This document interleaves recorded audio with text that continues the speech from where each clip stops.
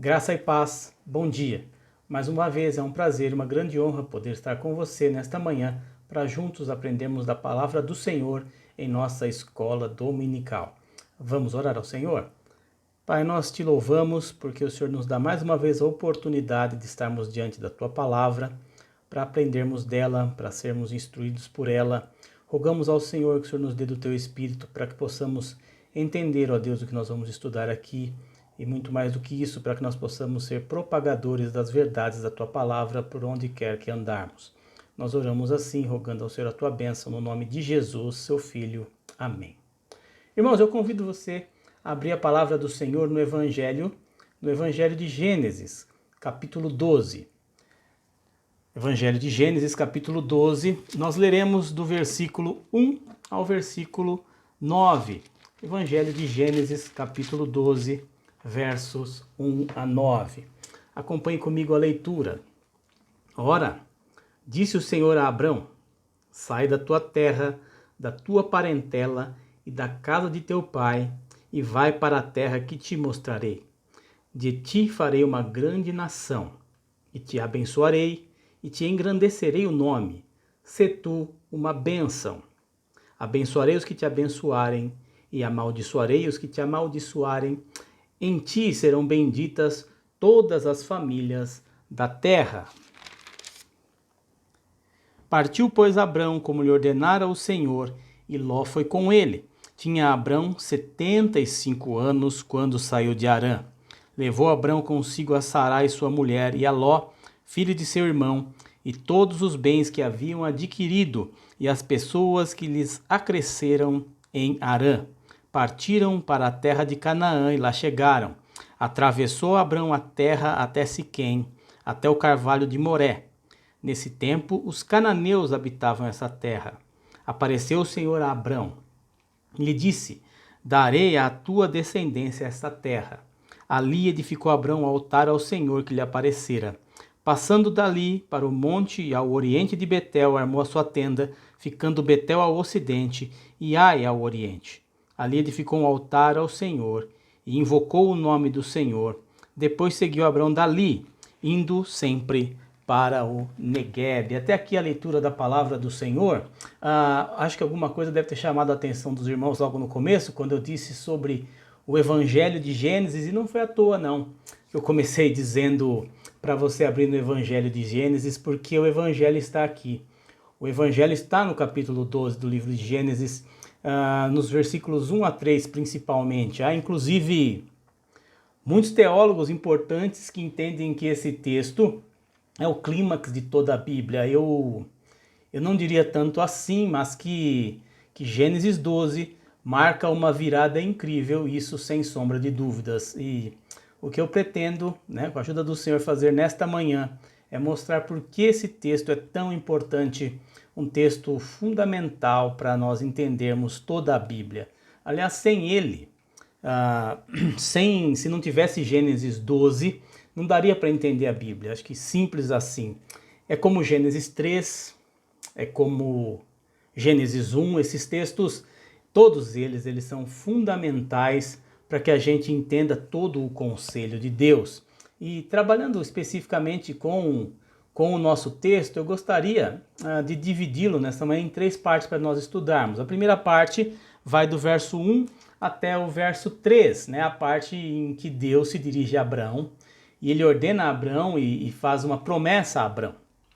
Depois, uma segunda parte, encontramos ali do versículo 4 ao versículo 6, Abrão indo para a terra que Deus havia ordenado a ele ir. Então ali nós vemos que Abrão obedece e vemos que existem pessoas ali com Abrão. Ali tem Sara e tem Ló. Esses dois não são mencionados nesse texto por acaso. E em seguida a presença dos cananeus, o que apresenta um pouco da situação de toda aquela terra, de toda aquela região.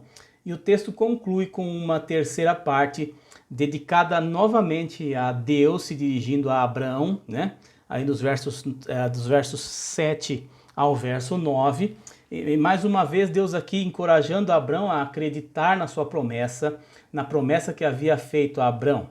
E essa promessa que Deus faz a Abrão, ela gera uma série de efeitos na vida de Abrão, e o texto conclui exatamente apresentando esses efeitos. Então, começamos então no versículo de 1 ao versículo, dos versos de 1 a 3, né?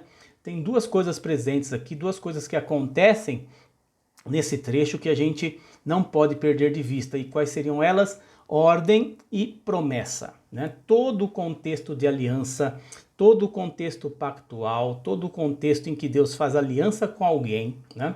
Sempre nesse contexto há uma ordem e há uma promessa, há sempre uma ordem divina, há sempre uma orientação divina, e nessa orientação divina existe ali o comprometimento daquele que está debaixo do pacto de Deus, em obedecer esse pacto, e na obediência a esse pacto, então, provar das promessas, das bênçãos decorrentes da promessa que Deus fez àquele que está debaixo da sua aliança. E é exatamente isso que acontece. Deus começa em primeiro lugar apresentando uma ordem.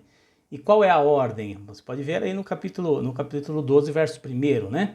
E essa ordem talvez seja aquilo que os nossos homeninos, né, dos nossos dias tenham mais dificuldade de fazer hoje, que é sair da casa do seu pai, casar, fazer família, ser homem, realizar a sua experiência masculina de provedor, o que mostra o quanto que a nossa geração ela perdeu padrões, ela perdeu paradigmas bíblicos de masculinidade, né? Que não tem nada a ver, obviamente, com machismo, não tem nada a ver com grosseria, nem com insensibilidade, mas tem a ver com responsabilidade, né? O Adão, dos primeiros capítulos de Gênesis, nos ensina, nos mostra que o homem em pecado, longe da vontade do Senhor, ele se torna irresponsável com ele e com quem está à sua volta, no caso com a sua esposa, né? Interessante como o convite de Deus aqui a Abraão é que ele tome uma posição, e essa posição, reconheçamos, não é fácil. Ele precisa sair da casa do seu pai, e não era tão simples assim. Era sair de um contexto em que o pai ele era autoridade sobre todo o clã. Então é como se toda a herança do pai fosse para Abraão, e ele precisava então tomar uma grande decisão, deixar tudo e ir para uma terra que ele não conhecia. E aqui para nós, irmãos, uma coisa também para refletirmos, como Deus pede coisas difíceis para Abraão, do começo ao fim. É uma caminhada difícil, desde o início Deus requer de Abraão sacrifícios, né? E como Abraão precisa aprender desde o início a se desvencilhar das coisas boas que ele tem ao seu redor. E para nós, como é fácil nós nos apegarmos às coisas gostosas da vida, como é fácil nos afeiçoarmos nos apegarmos e nos prendermos ao conforto. Isso de uma tal maneira que nós nos tornamos quase como gladiadores para manter, sobre toda e qualquer circunstância, a manutenção desse conforto, dessa experiência de comodidade. É impressionante como Deus chama Abraão do seu conforto para uma terra que ele não sabe, da qual ele não sabe absolutamente nada, né? Para obedecer a Deus, Abraão precisa aprender a perder. Basicamente a lógica é essa, a perder seu conforto, a perder aquilo que ele tem como precioso e como garantia para o seu futuro. Ele tem que escolher entre o seu caminho, que é um caminho garantido, né? Aquele que ele fez todos os planos, está tudo certinho, ou seja, se ele permanecer ali está tudo garantido, está tudo abençoado, está tudo beleza, né? A vida está ótima. E aquela questão que surge muitas vezes, né? Como é que se troca o certo pelo incerto? Mas a questão que se sobressai é se o certo não for tão certo assim. E se aquilo que eu acho que é tão precioso para mim, e que sem isso eu não vou viver, eu não vou ser feliz, e se isso não for tão certo assim? E se eu puder viver sem as coisas que eu julgo serem impossíveis, imprescindíveis, né, de alguém viver sem elas, se eu puder viver sem as coisas que eu julgo serem importantíssimas para viver, né? E se aquilo que eu acredito ser tão importante não for tão importante assim, ou se aquilo que eu julgo ser tão importante, eu julgo sendo importante tão somente pelo meu egoísmo, pela minha incapacidade de olhar para o mundo para além de mim mesmo. Se aquilo que eu considero importante revelar então o meu caráter, um caráter egoísta, em si mesmado, um caráter completamente focado em si mesmo, incapaz de amar, incapaz de servir e incapaz de doar, né? Deus dá uma ordem a Abrão aqui e diz ele assim, sai do seu conforto, né? Como se assim dissesse, e vai para a terra que eu vou te mostrar.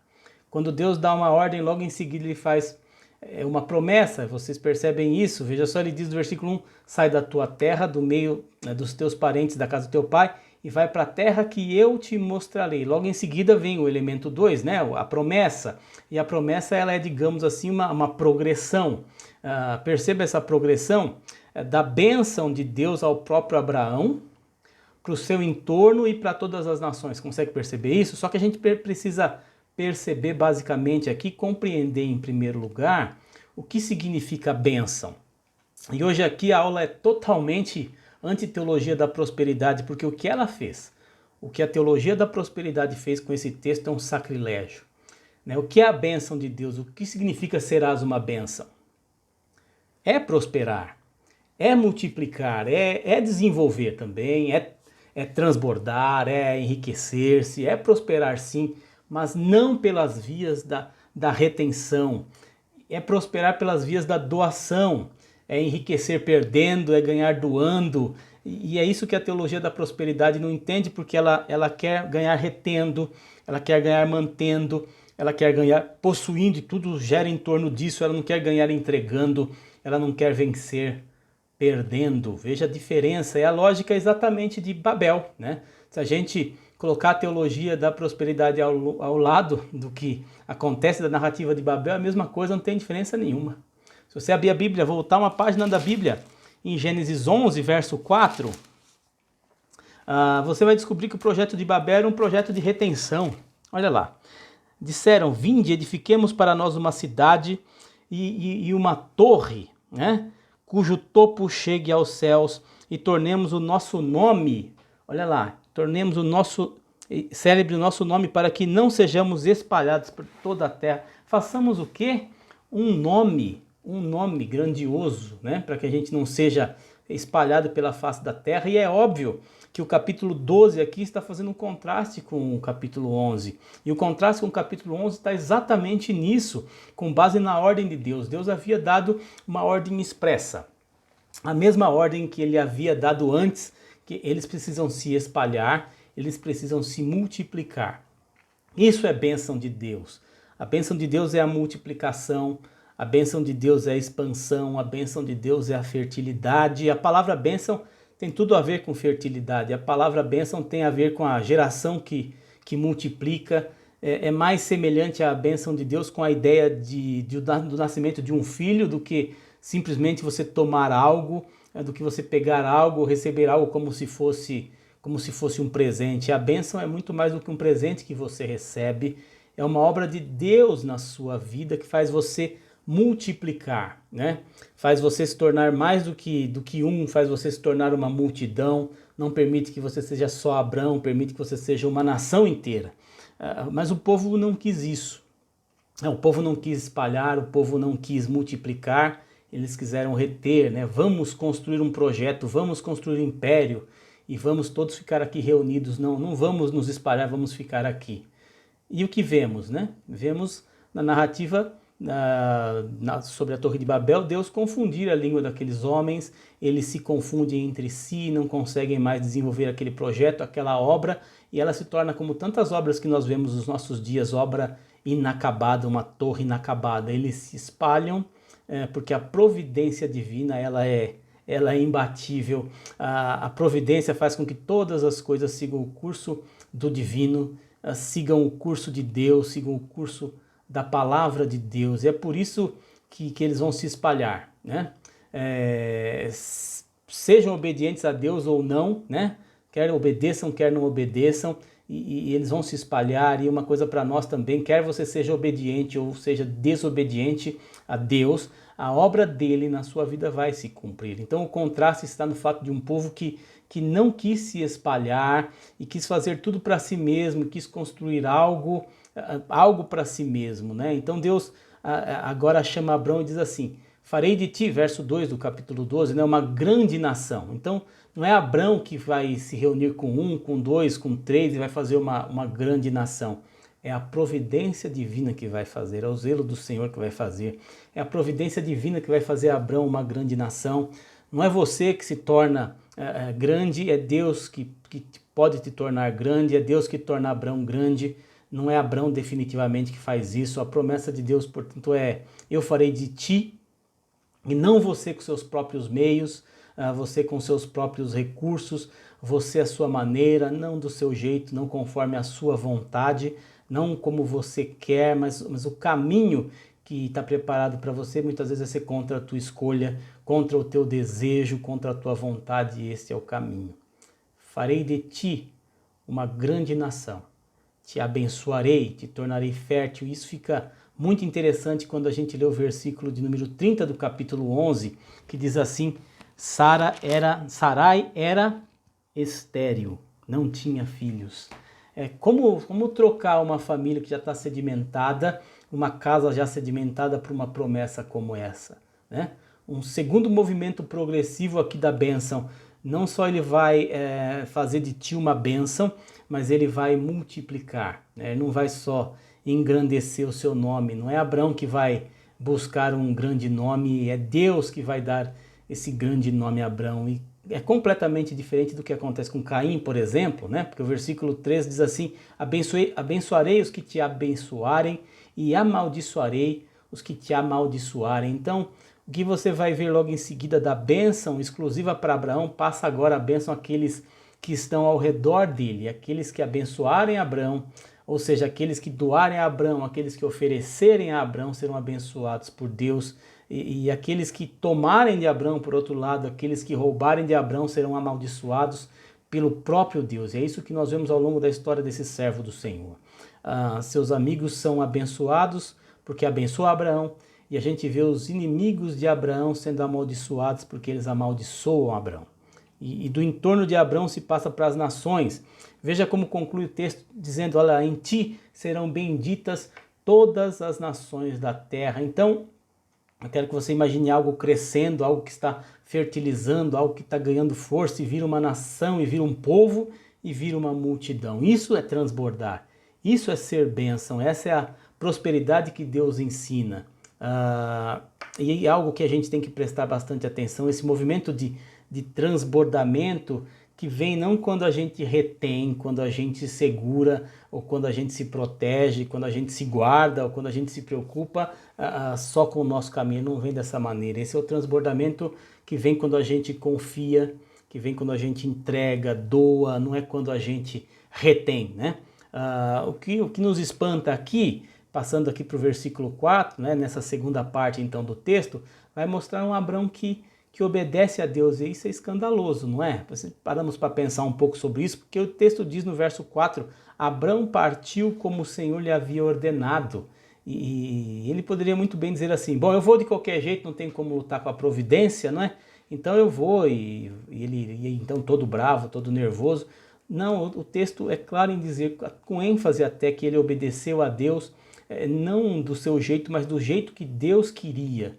Isso faz toda a diferença, meus irmãos, e a questão toda aqui, para trazermos para uma realidade mais próxima de nós, é o legalismo, que é aquela maldição dentro da igreja que vai ensinar as pessoas a obedecer a Deus do seu próprio jeito, mas a obediência que decorre da graça é aquela que a gente obedece a Deus do jeito que Deus quer, né? Da maneira que Deus quer que a gente obedeça, não como a gente quer obedecer, mas como Ele quer que a gente obedeça. Então, é interessante como Abrão aqui, ele parte como Deus lhe havia ordenado, e aí ele sai com Ló, né, de um lado, e Sara do outro, né? Sara, como a gente viu, tem o seu ventre estéril, como toda a terra era estéril, como toda aquela condição que eles estavam vivendo era uma condição de esterilidade. E a retenção é exatamente a imagem da esterilidade. Deus queria que eles se multiplicassem, que se tornassem uma nação, que eles se espalhassem, né? Mas os homens do capítulo 11, eles queriam reter, eles queriam segurar, reter tudo aquilo que estava ali. Então eles atrofiaram, eles não cresceram, não multiplicaram, estavam em desobediência a Deus. E a ironia divina é justamente escolher um homem com uma mulher estéril, com seus 75 anos de idade, fazer a ele essa promessa dizendo que ele ia ser pai de muita gente. Interessante e escandaloso, não é? Porque Deus muitas vezes, e nesses termos, é escandaloso, ele é a pedra de escândalo, muitas vezes escandaliza o homem, e a gente não precisa fazer nenhuma força para perceber isso. A graça, por exemplo, ela é escandalosa, não tem como você estudar a graça o tempo todo e não se escandalizar com ela, porque ela faz você perceber o tempo todo o quanto que você está preso aos seus méritos, está preso às obras, e para lutar contra isso é a coisa mais difícil do mundo, porque a graça ela quebra isso, ela quebra esse padrão e isso é difícil de entender, é difícil de assimilar para a vida. Deus está trabalhando no caso aqui com Abraão, Deus está trabalhando Abraão de uma tal maneira que ele faz algo tão escandaloso, né, que a resposta de Abraão devia ser escandalosa, mas não é.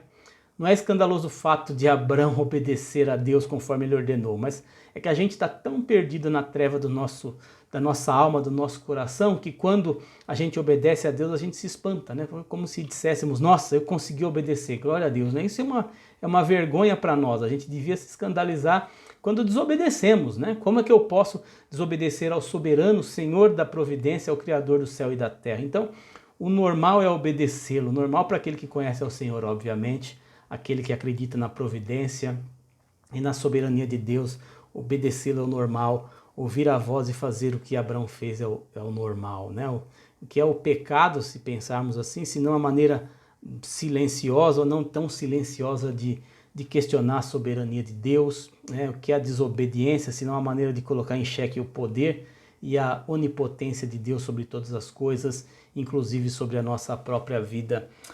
Abraão obedece de uma maneira simples, né? Deus fala e ele não vai procurar um intérprete, ele não vai procurar um professor de teologia para dizer, escuta, eu acho que Deus falou comigo, né? Bom, primeiro porque em geral professores de teologia não acreditam nisso, então ele seria frustrado com isso, mas ele não faz isso, ele não procura um seminário, um teólogo, ele simplesmente ouve a palavra de Deus e o mais curioso é o que eu quero que você guarde na sua mente, porque a grande pergunta a se fazer naquela hora era a seguinte, né? Que voz é essa? Que voz é essa, né? Porque nós sabemos pela narrativa, né, que era Deus, mas ele ainda não tinha se apresentado. E como é que surge então o nome de Deus? Como Deus se apresenta para o mundo? Como é que Deus se revela? Ele e é bem claro aqui, ele não se revela dizendo assim para Abraão e para nenhum de nós, né? Muito prazer, meu nome é Deus, eu sou o Pai do vosso Senhor Jesus Cristo. Na verdade, eu, Jesus e o Espírito Santo formamos aqui a Santíssima Trindade. Me apresento a você aqui, então dizendo que eu sou o Criador do céu e da terra, portanto você vai e me obedece. Não, ele não diz assim não, ele diz apenas vai. E um paralelo com o Novo Testamento, é tão bonito quando a gente vê aquele homem sentado, perdido ali na coletoria, né? E aí Jesus passa, olha para ele e não diz assim, olha, eu sou Jesus de Nazaré, filho de José, filho de Maria, mas também sou filho de Deus. Eu sou o mediador de toda a criação, eu sou o Logos, por meio de mim tudo que foi feito se fez, então segue-me. Não, ele não diz assim, ele não se apresenta, ele não diz seu nome, não mostra seu RG, ele simplesmente olha para ele e diz assim, segue-me. E o que é escandaloso é que ele seguiu, né? E o que é isso que faz alguém ouvir a voz de Deus e não fazer outra coisa senão segui-lo? A gente tem um nome para isso, que é graça irresistível, não se resiste ao chamado de Deus. Quando ele faz, não tem como. Quando você escuta a sua voz, não tem mais jeito, não dá mais para ficar do jeito que está, não dá mais para permanecer como se está, você se levanta e vai, você não consegue controlar, porque você encontrou uma voz mais poderosa que a voz no seu próprio interior, você encontrou a voz mais poderosa dessa vida, e a nossa oração, a minha oração é que essa voz rompa o seu coração, se ainda não o fez, e você escute a voz de Deus, né, de uma vez por todas, e ouça a voz da salvação quando ela diz, segue-me. Mas andar com Deus não é fácil, porque a gente não sabe quem Ele é até Ele se apresentar, e a história vai ser tão interessante, né? E eu fico imaginando, por exemplo, as pessoas procurando Abraão e dizendo, Abraão, por que você está fazendo uma doidice dessa, uma doideira dessa? Abraão, você já está com a vida garantida, você já está com o teu emprego, você é um funcionário público, enfim, por que você está tomando uma decisão dessa, criatura? Você não tem juízo, não? Você já está garantido, põe a tua cabeça no lugar, Abraão, o que você está fazendo? Você está abandonando tudo isso aqui. né, o conforto que você tem e está servindo ao Senhor, você é doido, você é louco, né? O que aconteceu com você, né? É o que ele responde. Eu de repente ouvi uma voz poderosa e ela simplesmente me disse para eu ir, né, para uma terra que ia me mostrar. Eu nem sei que terra é essa, mas eu vou, né? Como assim, né? Que voz é essa? E eu fico imaginando o tempo passar e Abraão contando essa história para as pessoas ao seu redor, Isaac olhando para as estrelas e dizendo: papai, conta para mim de novo aquela história daquela voz que o senhor ouviu, eu quero ouvir de novo aquela história. E então Abraão com seu filho, o filho da promessa no colo, confiando no Deus que multiplica, que fertiliza, que prospera, que tira você do conforto, te põe numa tempestade eventualmente, muda a sua vida radicalmente e transforma você de uma forma extraordinária. Então Abraão com seus olhos marejados, ele olha para o filho e diz: olha, Isaac, tudo começou quando eu estava lá na casa do seu avô, e aquela voz disse: sai de tudo isso aí e vai para a terra que eu te mostrarei. Então Isaac sai correndo e procurando seus amiguinhos, dizendo: olha, deixa eu contar a história que meu pai me contou, né? E os meninos perguntam, né, em determinado momento da história: que voz é essa, né? Ao que o pequeno Isaac responde: é a voz do Deus do meu pai Abraão. Isaac conta a mesma história para os seus filhos, que passam a se referir aos seus amiguinhos essa voz como a voz do Deus do meu avô, do meu pai Abraão, do meu pai Isaac, e os filhos de Jacó, né, haverão de conhecê-lo também como a voz do Deus de Abraão, de Isaac e de Jacó. E é assim que Deus vai se apresentar até Moisés. Irmãos, veja a profundidade disso. Abraão ouviu uma voz, né? Deus não disse o seu nome, né? Mas ele se fez conhecido pela sua voz, pela sua promessa e pela sua história. Deus não revelou primeiro um nome, Deus revelou primeiro a sua história. Então, tanto é que quando Moisés está ali diante da sarça pegando fogo, né, como Deus se apresenta a ele, né? Interessante que Deus parece ter gostado da descrição que deram para ele, porque ele mesmo se apresenta: eu sou o Deus de Abraão, Isaac e Jacó. E é lá, naquele dia apenas, centenas de anos depois, que ele se apresenta como eu sou. Mas até aqui, quem é Deus para Abraão? Uma voz que chama, uma voz que o convoca, uma voz que o tira de um lugar e manda para outro. Então ali ele precisa aprender a lidar com todas as circunstâncias.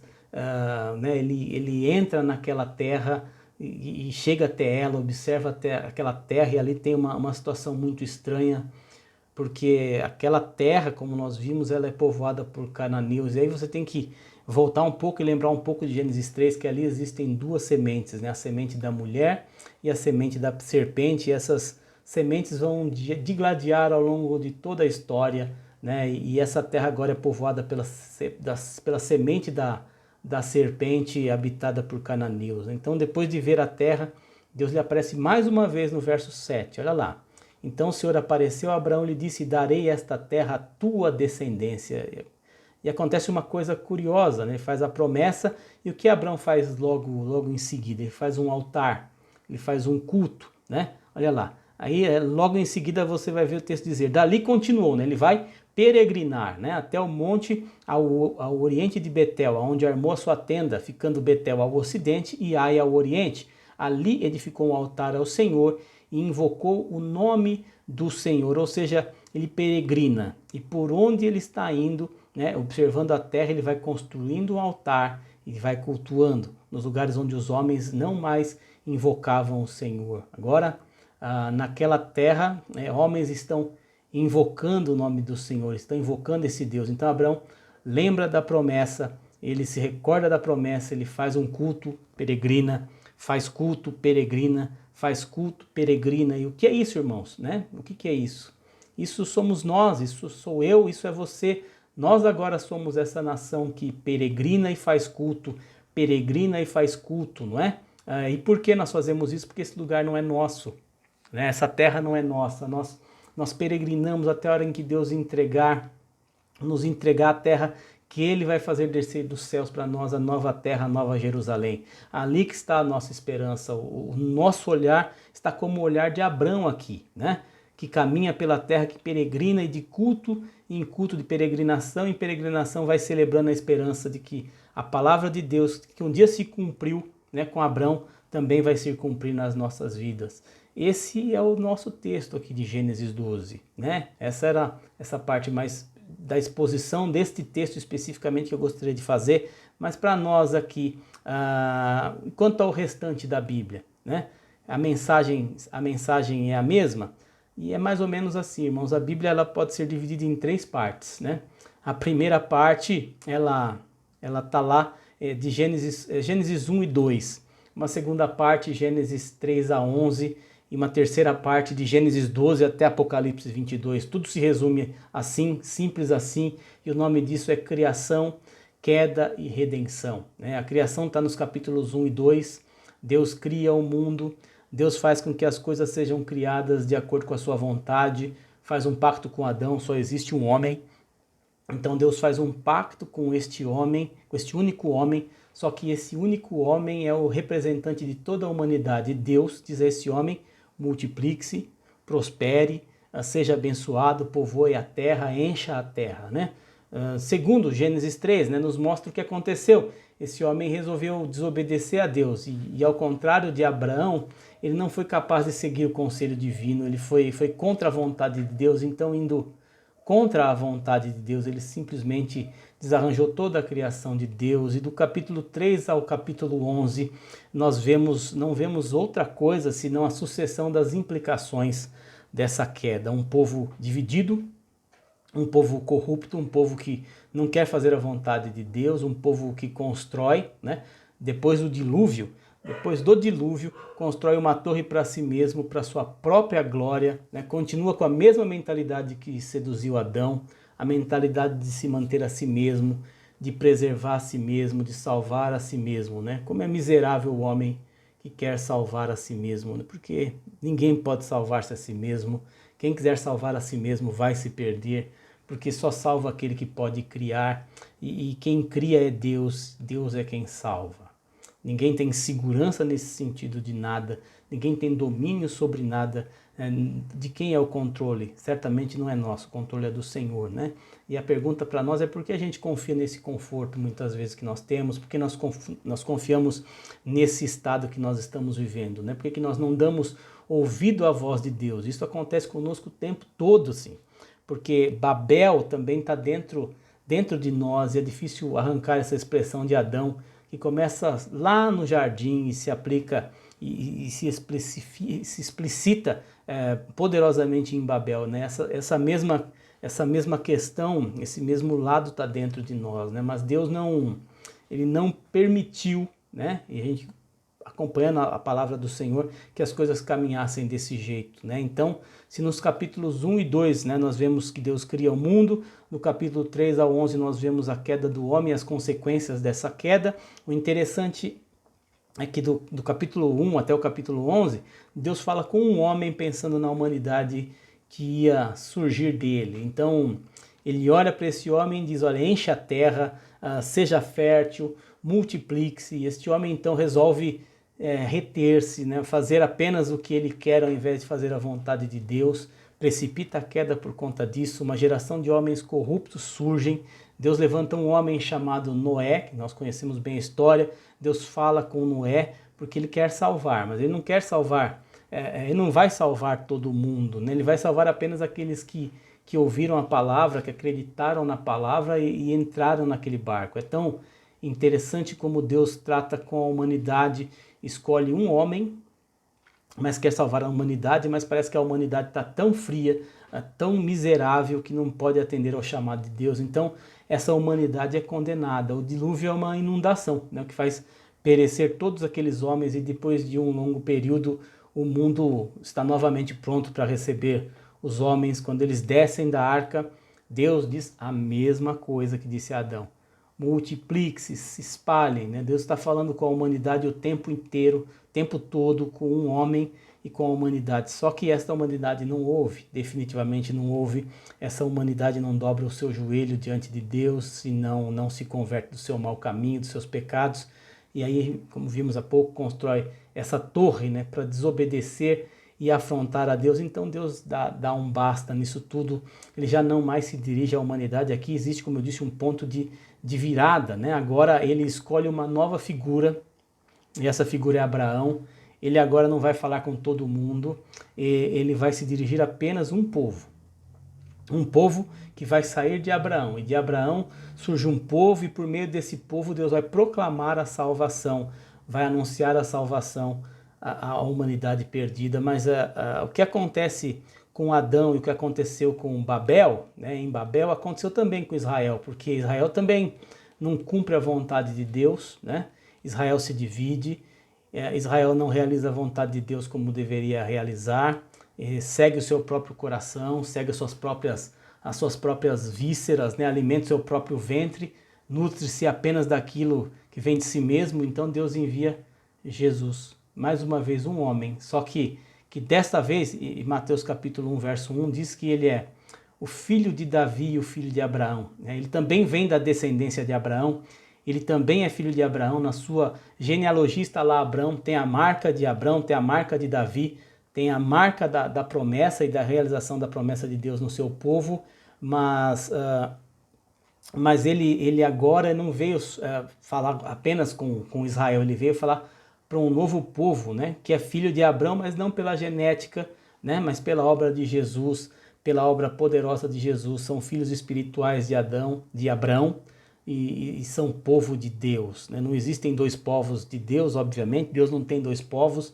Deus tem um povo só. Esse povo somos todos nós, judeus e gentios, né? Gênesis 12 não fala só da nação de Israel, fala também da promessa de Deus fazer um povo para a sua glória. O que Jesus fez não foi outra coisa senão entregar para nós a mais importante notícia de que não somos povo de Deus porque temos ou corre em nossas veias o sangue de Abraão, mas porque um sangue precioso nos cobre, um sangue muito mais precioso do que o sangue de Abraão, porque o sangue de Abraão não pode redimir, o sangue de Abraão não pode salvar, o sangue de Abraão não pode realizar a mais importante e definitivamente a mais perfeita de todas as obras, que é a obra de Cristo Jesus, né? Não foi Abraão que se prendeu no madeiro, que foi crucificado, né? Não foi Abraão que morreu por você ou por mim, não foi Abraão que verteu o seu sangue por nós, não é o sangue de Abraão que nos faz o povo de Deus, é o sangue de Jesus, que não corre efetivamente nas nossas veias, mas que nos cobre de uma vez por todas, para que a gente não seja mais visto pelo que a gente é, mas por aquilo que Cristo é, por aquilo que Cristo fez. Deus não mais vê você, não mais me vê como nós nos vemos. Deus nos vê por Cristo Jesus e pela obra que Ele realizou na cruz do Calvário, né?